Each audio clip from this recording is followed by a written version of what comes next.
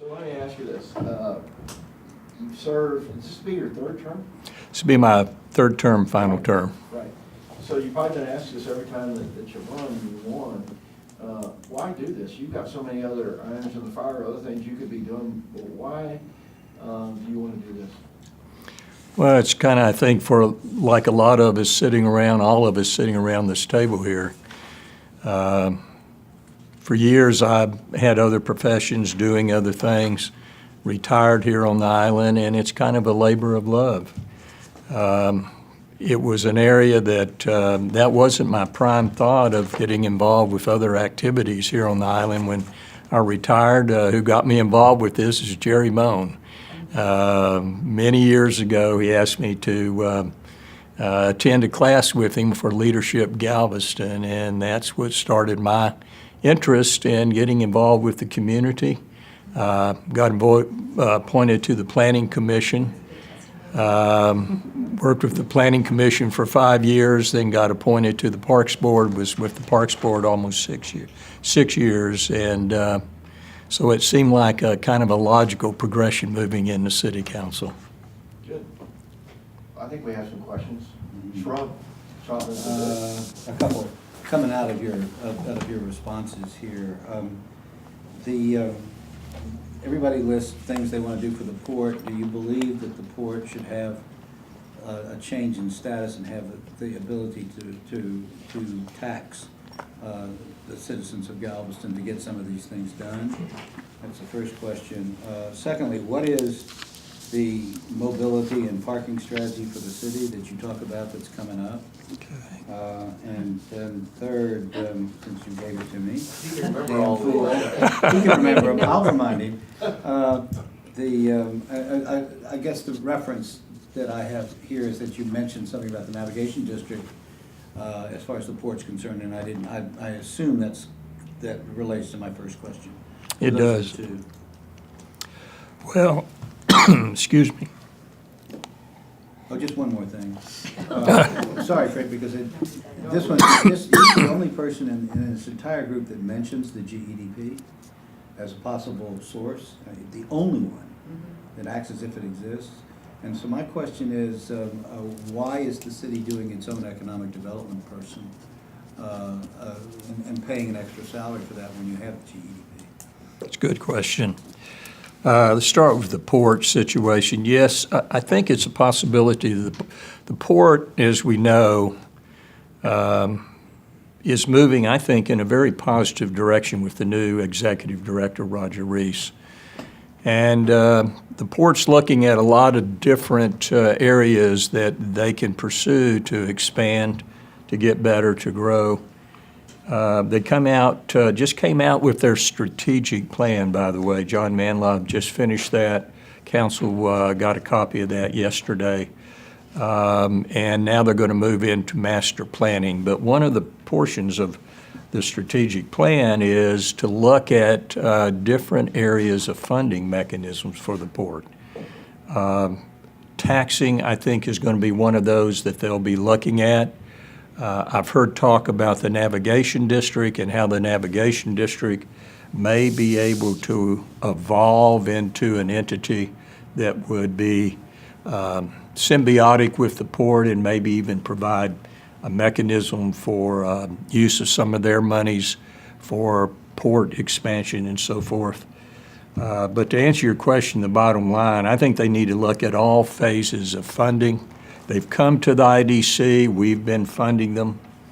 I think they have to look more seriously at public-private partnerships, bonds, taxing. I think all of it's on the table, and I think that's something that will be sorted out as they move into their master plan. Mobility and parking. In July 2020, parking will sunset on this island on paid parking on the seawall. And right now, there is no plans to how that's going to be approached if the citizens of Galveston elect not to pursue paid parking again on the seawall. About a year ago, I brought this to council. I asked council for permission to get funding for a mobility and parking study to look at not only paid parking on the seawall, but parking, mobility, transportation, those types of things all over the island. You know, one of the concerns I see with and I hope I'm not overpainting a rosy picture here, but one of the concerns I see is one of the hardest things for a business to do is manage success. And I think our island in certain areas is reaching that point that we're becoming very successful. We're going to have close to 7 million people on this island here probably this year coming down and visiting. And parking mobility is going to be an area that could really give us a black eye if we don't address this. This last weekend on the seawall, it was chaos up there. Sure was. And something has to be done about that. So this study will be coming forth. I've reviewed a preliminary draft of the study. It'll be presented to council coming up here at the beginning of the summer. It's going to look at expanding trolley use. It's going to look at the aspects of our current transportation system. It's going to look at removing possibly parking on the south and possibly the north side of the seawall. How do we structure that parking if we remove it? It's going to look at public-private partnerships. It's going to look at a lot of different things, but I think we need to do that now before this sunset happens so that we don't scurry around at the last minute and shotgun this approach and then come up with suggestions that may not be in keeping with what our long-term plan is. GDP. Economic development. Jeff Sjostrom and the GDP have been very valuable and being a sounding board, a consultant, giving guidance to the city in economic development. One of the areas that GDP, and they'll tell you, one of the areas that I think that where they're not as strong is the promotion of small business on this island. They seem to be more large business oriented. At the city, even with the assistance of GDP, at the city right now, we don't have an organized structure of moving economic development projects through the pipeline in an efficient manner. It sounds, it was a surprise to me, but Jeannie can tell you, being on IDC, that we don't have a structure for that. So what we're looking at is we have one-year contract with Jeff and GDP to work with the city to put together a structure for economic development, a process on how we move through the city, and also put emphasis on small business development on this island. Small business development, in my opinion, is as important as the large business development. And we've got to put emphasis on that. Jeff is going to make his report to the IDC group in July. He's working with Rick Beverlin and so forth. The question came up, why do we need an economic development director at the city? It looks like that Jeff can have the best laid plans. We can put together the best process that we can. But unless we have somebody in-house that is employed by the city to help shepherd these projects through, I think we're not going to move efficiently. And there needs to be somebody at the city that helps do that and assist and has that relationship with GDP to make sure on the city's end that that happens. Okay. And that's going to be very important. Thanks, Barry. Can I just ask for clarification here? So you're really focusing down into a two-part process. One is more a macro of engaging a business, and then a micro of putting it into operation. That is That is correct. So two-stage approach. It's a two-stage approach. And also, Excuse me, but basically you're saying right now that second stage is not happening to your satisfaction or the council's? it's not happening, and I don't think it's to anybody's satisfaction. I don't think it's to Jeff's satisfaction.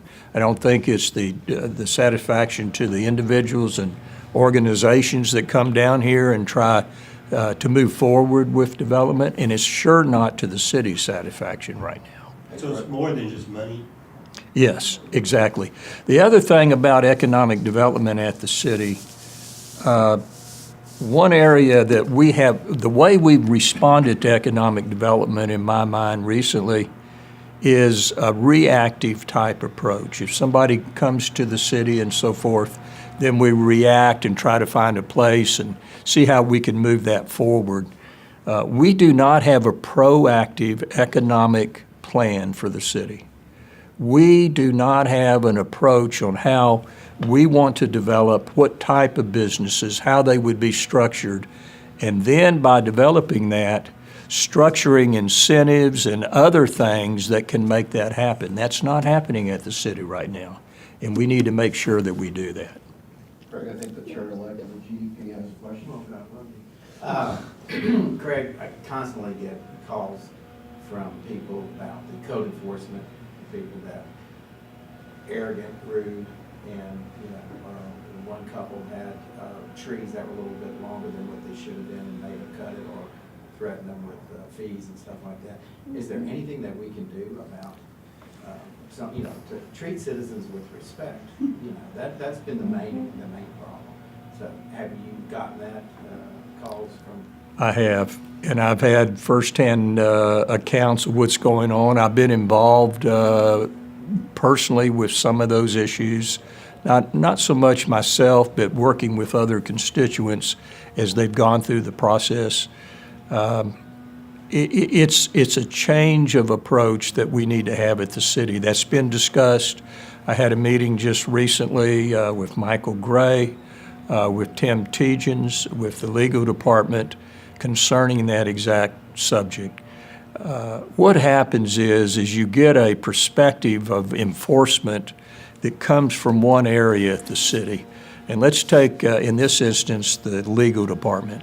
The legal department gets very focused on, we need to make sure they understand this and they understand the ramifications and the things that happen if they don't follow through with this. They don't have a user-friendly approach in mind. They're more legally oriented. And that's who's been writing a lot of these letters that are coming out. They've been written many years ago, but they've been written from that legal perspective. Our meeting that we had a couple of weeks ago, we're going to restructure those letters. We're going to restructure that approach. Michael Gray and his group, as you know, he's the city marshal now. He's in charge of code compliance. That's been taken out of the planning department and been put into the code compliance area with Michael heading that. Michael understands that. For those that know Michael well, Michael is a black and white kind of guy. If you've ever dealt with Michael, this is the rule, this is your penalty type thing. Michael's working on that. He's working to understand that that still is in place, but there also has to be that educational component and a lot of other things that go along before you put the hammer down.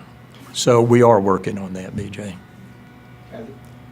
But it's related. So, my business, I do a lot of strategic planning and long-term planning and branding and imaging. And I guess I would like to see the city develop a long-range vision and plan. And then I would hope that affordable housing would be part of that. It's come up in many conversations with major employers and our major educators. And then often this morning discussing retention of our police officers. So what are your thoughts on that? 5 minutes. Well, there needs to be emphasis placed on affordable housing. That's a very, and this is my personal feeling, that's a very complicated issue in Galveston, is affordable housing. I've been working with the Galveston Housing Finance Corporation. Patricia Bolton Legg is the chairperson of that. You may know they have just had had a ribbon cutting on 5 homes that group has built north of Broadway. They have been approaching that in the most cost-effective manner possible, but these homes are still expensive to build here on the island. So to have affordable housing, we need to talk about what affordable is, but in Galveston, that price point for affordable housing is going to be a little higher than you're going to find on the mainland and so forth. We need to work out an approach, and this is part of the economic development structure that's being addressed by Jeff as he's going to report to IDC. We have the RDA, the Redevelopment Authority here on the island, that is basically overseeing TERS on the island. That's really not what they should be doing, in my opinion. They should be looking at redevelopment of the island, and affordable housing should be part of that. We have the Galveston Housing Finance Corporation, as I mentioned. They have been functioning for years on this island, somewhat autonomous from the city and not under a lot of guidance from the city. They're structured that way. They can legally be autonomous, but they're open to work with the city to approach a plan for affordable housing. So specifically, what can we do to change that? I'm not sure, but I do know from an institutional standpoint, with the RDA restructuring, with the Galveston Housing Finance Corporation restructuring, I think we could do some things to increase that housing market down here. And then how about a long-term vision? What would be your top 5 elements, and how do we get this going? Well, I think long-term vision, first of all, we need to continue, in my opinion, continue to put emphasis on the businesses that are here to support them. And we need to continue to put emphasis on our neighborhoods and for providing services, amenities, safety, security, litter control for the people that live here. We can't lose track of that focus. I think this council, since I've been on council for the last 4 years, I think have been extremely good about that. That's something that we're going to have to continue in the future and in the distant future. If we can make this place a great place that people want to come to and live, then you have the secondary benefit. It's going to be the same type of place that'll be attractive for the tourists to come down here. So we need to put more continued emphasis on that. I think the city needs to be more proactive in economic development, as I mentioned. I think we've got 60 projects right now that the city has going, large projects that we're managing right now. For those that are downtown, Market Street is just one of them. But we have 60 projects that have gone out for bid, and many of them in operation right now, and that's a lot of projects for a city our size. In the future, we're going to need to make sure that we continue to have a process at the city that manages these projects real well. We still are working on that at the city, but when you get this many going, we're going to have to continue that. And I think that would be some of my future goals. Great, we thank you for being here. You're welcome. Thanks for taking the time, look forward to working with you in the years to come. Thank you so much. You're welcome. Thank you.